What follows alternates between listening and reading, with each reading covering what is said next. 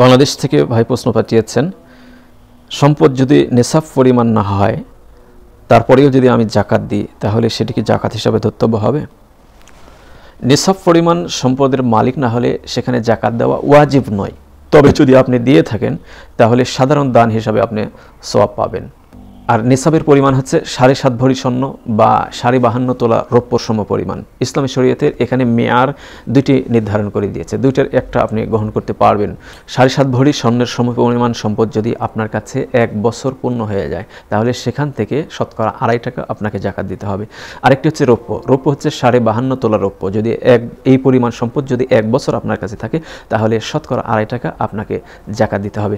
আরেকটি বিষয় এখানে লক্ষণীয়, অনেকে মনে করেন যেমন ধরেন বছরের শুরুতে একটা টাকা রয়েছে, অর্থাৎ বছরের শেষের দিকে অর্থাৎ জাকাত বন্টন করার আগে আরেকটা টাকা জয়েন হয়েছে। অনেকে মনে করে থাকেন ওই বছরের শুরুতে যে টাকাটা আছে শুধু ওটার জাকাত দিতে হবে, কিন্তু এখানে লাস্টে যেটা এসেছে শেষে এসেছে এটার জাকাত দিতে হবে না। কারণ হচ্ছে এটা তো 1 বছর পূর্ণ হলো না। এখানে দেখেন একটা বুঝের একটা ভুল রয়েছে।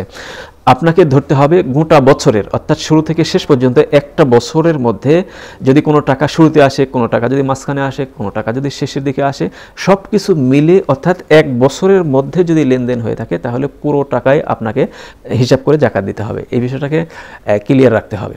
এখন অনেকের প্রশ্ন হচ্ছে, স্বর্ণের এবং রৌপ্যের মধ্যে দামের তো বিশাল ফারাক রয়েছে, তাহলে কোনটা আমাকে ধরতে হবে? তো স্বর্ণ এবং রৌপ্যের মধ্যে দামের যে একটা বিশাল ফারাক রয়েছে, যেমন স্বর্ণ 7.5 ভরি স্বর্ণর দাম হচ্ছে 7.5 লক্ষ টাকা, অর্থাৎ 7.5 লক্ষ টাকা 1 বছর পূর্ণ হয়ে যাওয়ার পরে উদ্বৃত্ত যদি থাকে তাহলে সেখানে জাকাত আসতেছে। আর রৌপ্য যদি 52.5 তোলা রৌপ্য, এর পরিমাণ দাম হচ্ছে আপনার 90,000 টাকার মতো হয়তো বা এখন বর্তমান বাজার মূল্য, তাহলে 90,000 টাকা, অর্থাৎ অল্প টাকার মধ্যে এখানে জাকাত এসে যাচ্ছে।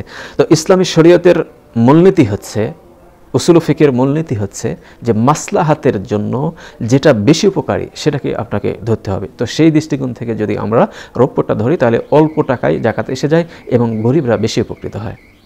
বাংলাদেশ থেকে প্রশ্ন পাঠিয়েছেন, মহিলারা তালিমি বৈঠক করে থাকে এবং সেখানে সম্মিলিতভাবে তারাবির সালাত আদায় করে, এটি কতটুকু সঠিক? দ্বীনি শিক্ষা অর্জন করতে ইসলাম আদেশ করেছে, নারী হোক বা পুরুষ হোক। তো নারীদের তালিমি বৈঠক শিক্ষা অর্জন করার সবচেয়ে বড় ক্ষেত্র, উত্তম ক্ষেত্র হচ্ছে তার বাড়িতে যদি এটা করতে পারে তাহলে এটি সবচেয়ে বেশি উত্তম। বাড়িতে যদি সে পরিবেশ না থাকে, অর্থাৎ গ্রামে কোনো একটা মহল্লায় কোনো একটা ঘরে নারীরা সম্মিলিতভাবে যদি কোনো বৈঠক করে থাকে আর সেখানে যদি শরীয়ত বিরোধী কোনো কাজ না করে থাকে তাহলে সেটি জায়েজ। ইসলামী শরীয়ত এখানে নিষেধ করেনি, বরং এটি উত্তম যে নারীরা সবাই বসে সেখানে শিক্ষা অর্জন করছে, সেখানে সহি কোরআন শিক্ষা অর্জন করছে, শিক্ষা দিচ্ছে এবং হাদিস শিক্ষা অর্জন করছে এবং সেটাকে বাস্তব ময়দানে প্রতিফলিত করার জন্য তারা প্রাণান্তকর চেষ্টা করছে, তাহলে সেটি উত্তম। আর রমজান মাস যদি হয়ে থাকে সেখানে যদি তারা সম্মিলিতভাবে জামাত করে তারাবির সালাত আদায় করে, এখানে বাধার কোনো কিছু নেই, জায়েজ। ইসলাম শরীয়তে এখানে নিষেধ করেনি। তবে তালিমে বৈঠক করতে যদি নারীরা দূরে কোথাও প্রস্থান করে, অর্থাৎ সফর পরিমাণ দূরত্ব যদি যায়, তাহলে সেই ক্ষেত্রে অবশ্যই নারীদের ক্ষেত্রে অভিভাবকের অনুমতি নিয়ে যেতে হবে এবং সেখানে যেতে গেলে অবশ্যই তার অভিভাবকের সেখানে প্রয়োজন হবে। অর্থাৎ নারীরা সফর পরিমাণ দূরত্বে যখন অতিক্রম করবে তখন সেখানে অভিভাবক থাকা বাঞ্ছনীয়। বাংলাদেশ থেকে প্রশ্ন পাঠিয়েছেন, নারীরা দুর্গন্ধনাশক পারফিউম ব্যবহার করতে পারবে?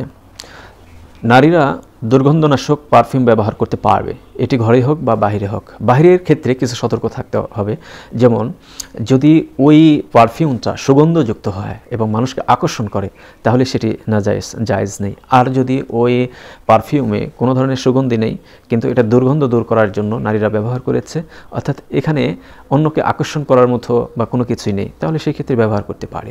আর যেখানে আকর্ষণ রয়েছে অর্থাৎ সুগন্ধি রয়েছে তাহলে সেই ক্ষেত্রে ব্যবহার করে বাহিরে যাওয়া ইসলামী শরীয়তে নারীদেরকে নিষেধ করা হয়েছে। হাদিসের মধ্যে এসেছে, রাসূল কারীম সাল্লাল্লাহু আলাইহি ওয়াসাল্লাম বলেছেন, যে সমস্ত নারীরা সুগন্ধি ব্যবহার করে মসজিদে আসে তাদের উপরে আল্লাহর লানত।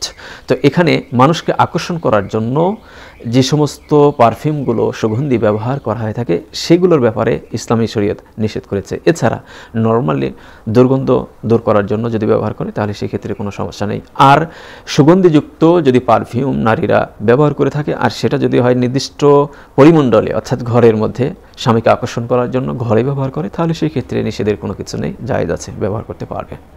বাংলাদেশ থেকে প্রশ্ন পাঠিয়েছেন, রোজার নিয়ত কখন করতে হবে? রোজার নিয়ত করার ব্যাপারটা নিয়ে উলামায়ে কেরামদের মধ্যে কিছুটা ইখতিলাফ রয়েছে। জমহুর উলামায়ে কেরামদের মত হচ্ছে অর্থাৎ মাগরিবের পর থেকে সূর্য অস্ত যাওয়ার থেকে শুরু করে সুবহ সাদিক উদিত হওয়ার আগ পর্যন্ত, অর্থাৎ ফজর উদয় হওয়ার আগ পর্যন্ত রাতের যে কোনো সময়ে নিয়ত করলেই হয়ে যাবে। আর ইমাম মালিকের মত হচ্ছে মাসের শুরুতে অর্থাৎ রমজানের চাঁদ দেখা গিয়েছে, এরপরে যদি গোটা মাসের নিয়ত করে রোজা রাখার তাহলে সেটিও হয়ে যাবে। ইমাম আবু হানিফা রাহিমাহুল্লাহর মত হচ্ছে সলাতুদ দুহার যে সময় যে ওয়াক্ত সেই পর্যন্ত যদি নিয়ত করে তাহলে নিয়ত হয়ে যাবে। যেমন সুবহ সাদিকের আগে সে নিয়ত করতে পারেনি, ঘুমের কারণে সে জাগতে পারেনি, এরপরে আজান দিয়ে দিয়েছে, তো পরের দিনে সকালে অর্থাৎ সলাতুদ দুহার আগ পর্যন্ত যদি নিয়ত করে নেয় তাহলে সেই রোজার নিয়তটা হয়ে যাবে। তো ইমাম আবু হানিফা রাহিমাহুল্লাহর এই মতটি নিতান্তই দুর্বল, আর ইমাম মালিক এবং জমহুর উলামা ইকরাম যে মতটা দিয়েছেন এটাই বেশি অ্যাপ্রোপ্রিয়েট মনে হয়। তবে মাসের শুরুতে যদি নিয়ত করে নেয় আর প্রত্যেক দিন যদি নবায়ন করে তাহলে এটি উত্তম, ভালো। কারণ হাদিসের মধ্যে এই ব্যাপারে একটা ইঙ্গিত পাওয়া যায়, যে ব্যক্তি সুবহ সাদিকের আগে রোজার সংকল্প করেনি তার রোজায় হয়নি। আরেকটি হাদিসের মধ্যে এসেছে যে ব্যক্তি রাত থেকে রোজার সংকল্প করেনি তার রোজায় হয়নি। এই দুটি হাদিস থেকে যে বিষয়টা স্পষ্ট হয় তা হচ্ছে সুবহ সাদিক হওয়ার আগ পর্যন্ত এর আগে রোজার নিয়ত করে নিতে হবে।